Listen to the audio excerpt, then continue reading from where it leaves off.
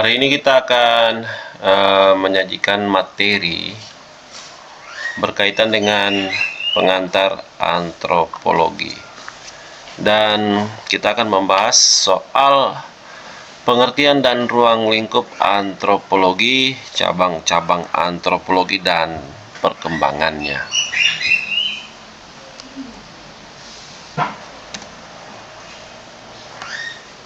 Nah, jadi kalau antropologi itu ada dua asal kata dari antropologi.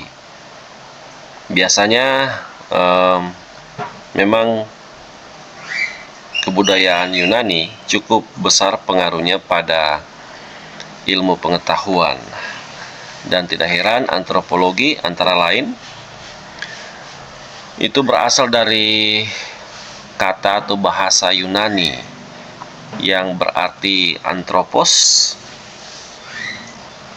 atau dikenal dengan manusia, dan logos atau kemudian dikenal dengan ilmu, yaitu ilmu yang mempelajari tentang manusia. Masih ingat berkaitan dengan sosiologi? Nah, ini hampir sama juga dengan antropologi. Sama-sama berasal dari atau dipengaruhi oleh kebudayaan Yunani. Jadi kebudayaan Yunani itu cukup besar pengaruhnya dalam perkembangan ilmu pengetahuan. Nah, kita bisa banyak mendapatkan informasi-informasi, misalnya asal kata dari sosiologi atau asal kata dari antropologi. Jadi seperti itu. Jadi mahasiswa harus mengetahui bahwa Yunani, kebudayaan Yunani itu sangat mempengaruhi perkembangan ilmu pengetahuan kita, terutama yang sekarang ini kita pelajari di pengantar antropologi. Selanjutnya, apa yang menjadi fokus dari antropologi? Jadi fokus utama itu pada manusia dan kapasitas manusia, atau pandangan mengenai manusia atau pemikiran mengenai manusia itu dibangun atau diperoleh dari multi perspektif. Banyak sekali paradigma, banyak sekali sudut pandang berkaitan dengan manusia. Tapi di sini yang perlu diketahui bahwa multi perspektif berkaitan dengan manusia bukan dibangun atau bukan berada pada kajian multidisiplin keilmuan. Ini berbeda dengan interdisiplin keilmuan.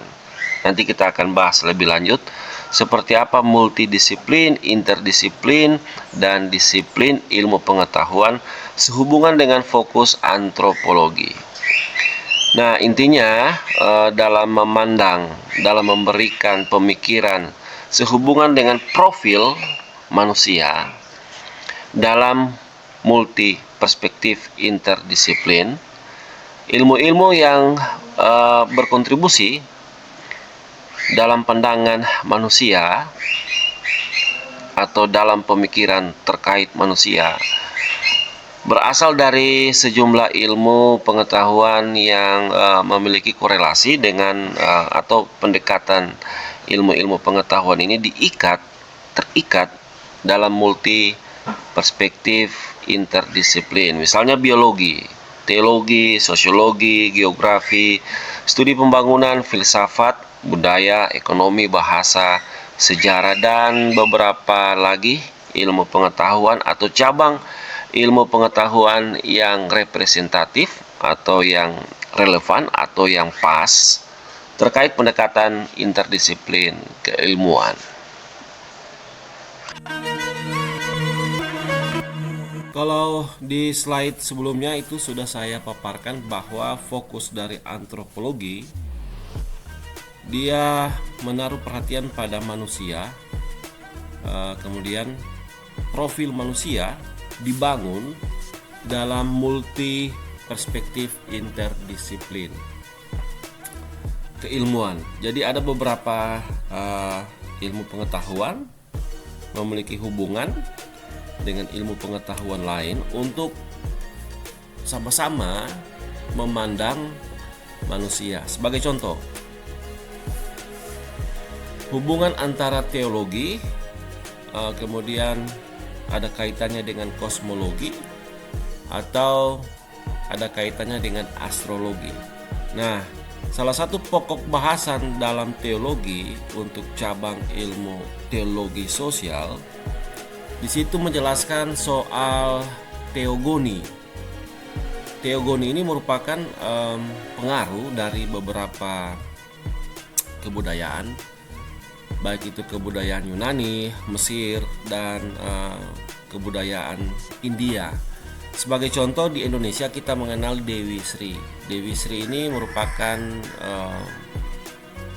mitologi dalam budaya Jawa yang menempatkan Dewi Sri memiliki kapasitas sosok dalam tanda kutip Tuhan dalam perspektif agama suku yang berperan pada kesuburan dan kemakmuran.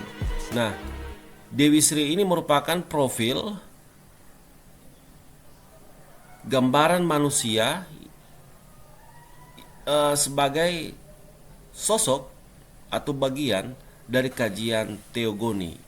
Nah, teogoni ini merupakan singkatnya, teogoni ini mempelajari bagaimana dewa itu terbentuk, bagaimana bisa ada manusia yang punya kapasitas seperti dewa, kasarnya begitu.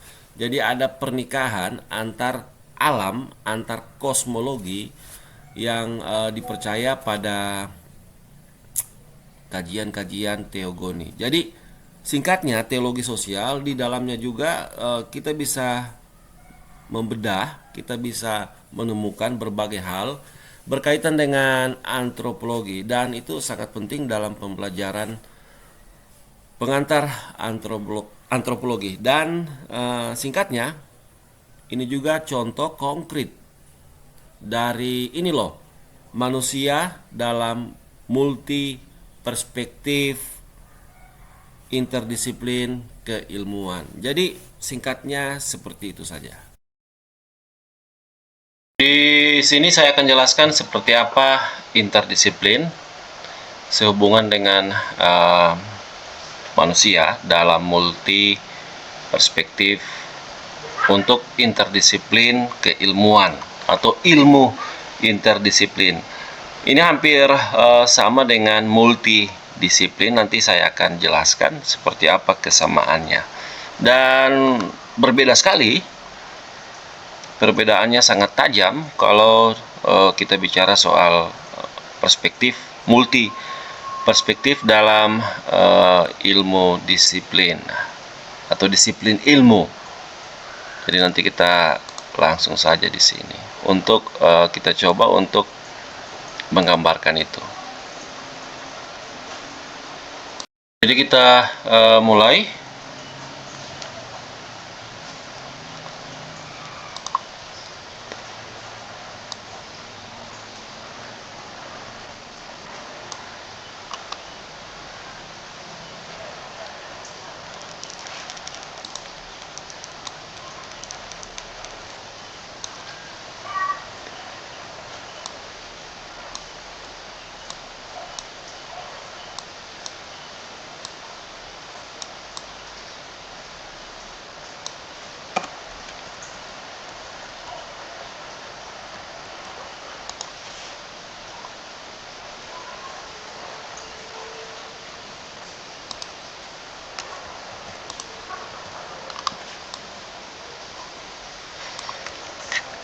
Di layar itu sudah ada warna hitam, kemudian lingkaran besar di sini. Ini kita bisa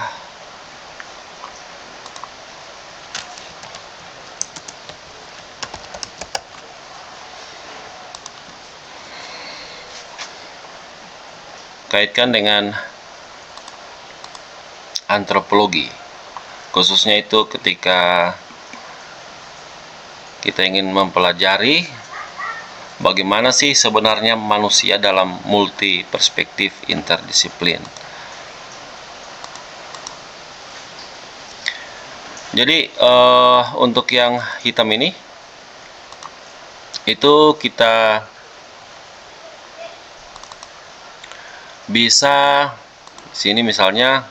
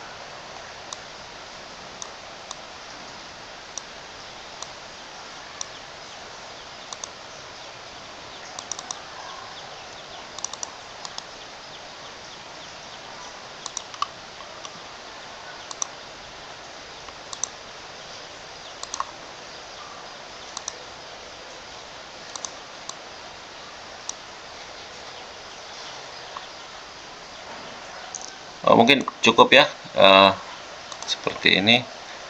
Jadi nanti kita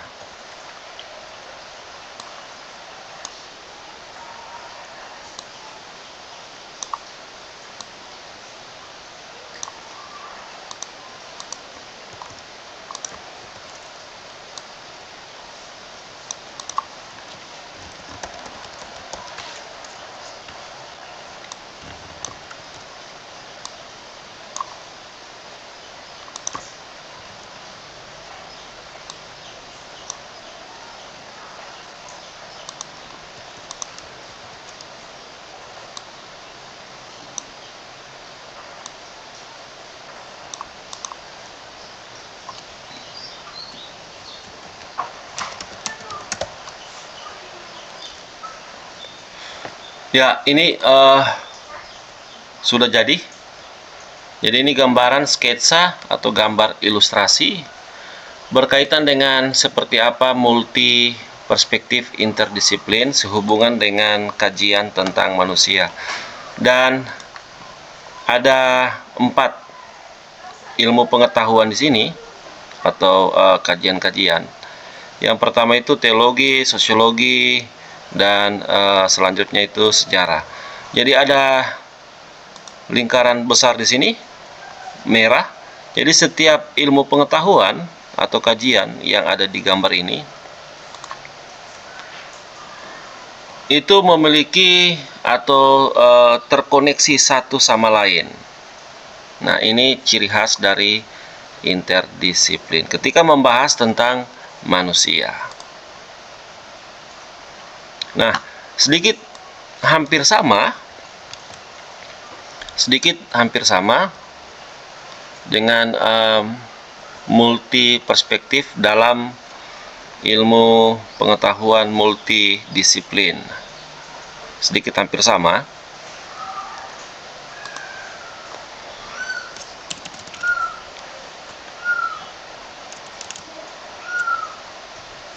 Jadi kalau tadi kita ambil saja yang ada di sini.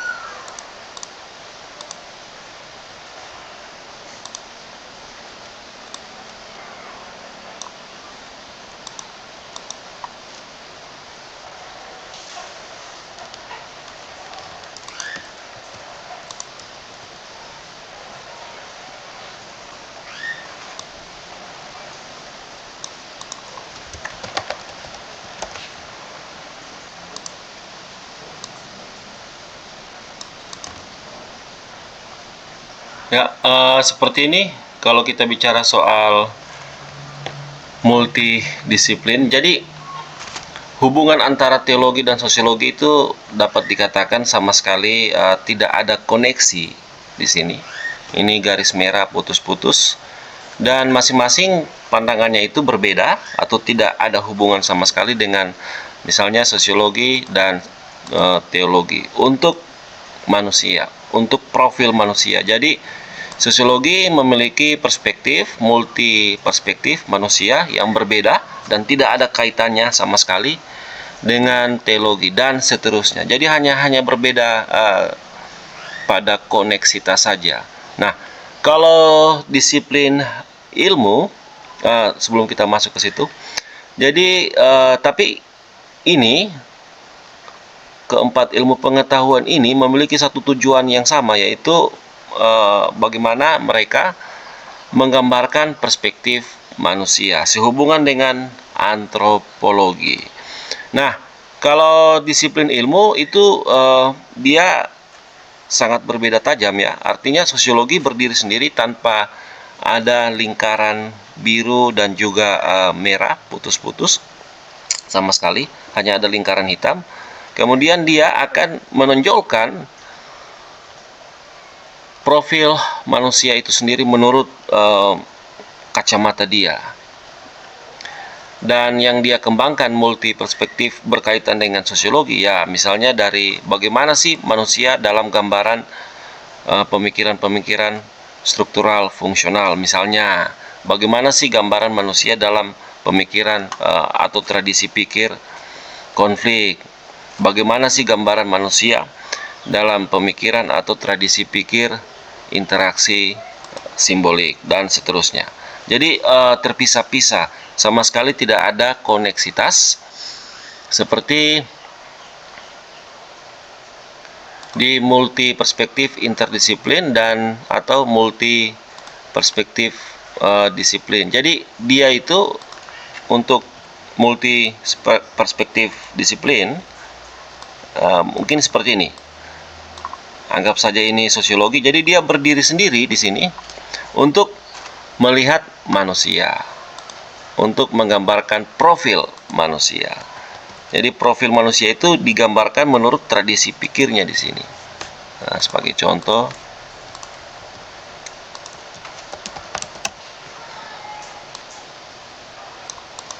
yang ini atau kita buat saja di sini. Kita buat terpisah.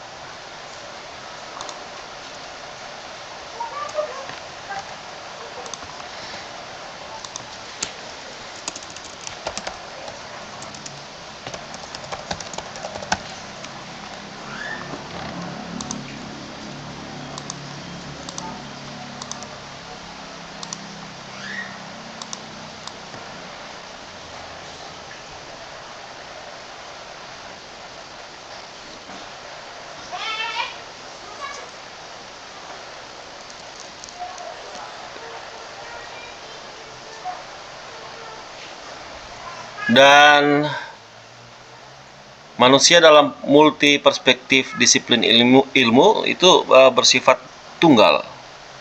Di sini, ini sosiologi. Kita ambil contoh sosiologi.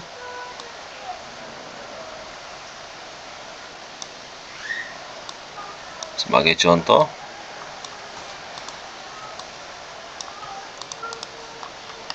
ini kita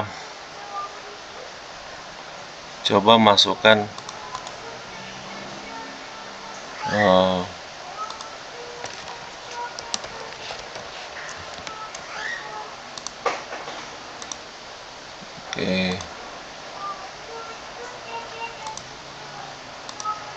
Nah, sebagai contoh ini, dan yang disebut dengan multi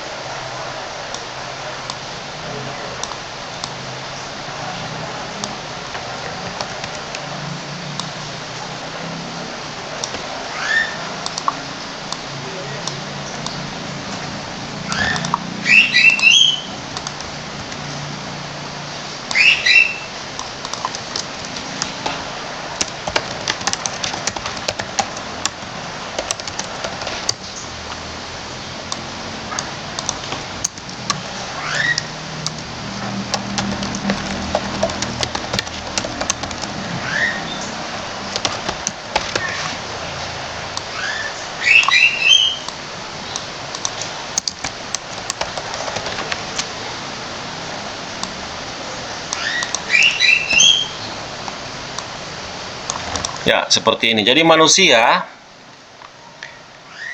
berkaitan dengan profil manusia dalam multi perspektif disiplin ilmu. Di sini, yang ini, bagian ini. Itu menurut pemikiran ilmu pengetahuan terkait, misalnya sosiologi, atau menurut tradisi pikir ilmu pengetahuan terkait, dalam hal ini sosiologi, dan tidak ada hubungan sama sekali dengan ilmu-ilmu pengetahuan lain, misalnya ekonomi atau mungkin teologi. Jadi dia berdiri sendiri, atau kasarnya sifatnya itu adalah tunggal, karena hanya menurut tradisi pikir dari ilmu pengetahuan itu.